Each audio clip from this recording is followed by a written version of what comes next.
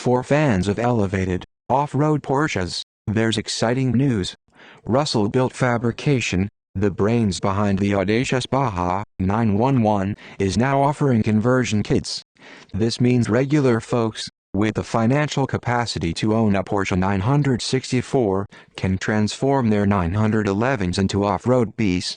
The Safari Sportsman Kit, starting at $135,000 for existing 964 owners, covers installation, paint, and tuning.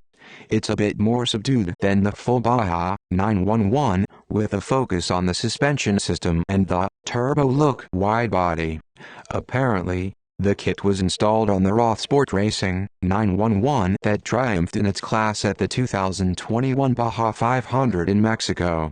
The package includes wider tracks, a 2-inch longer wheelbase, and 10 inches of wheel travel achieved through heavy-duty suspension components.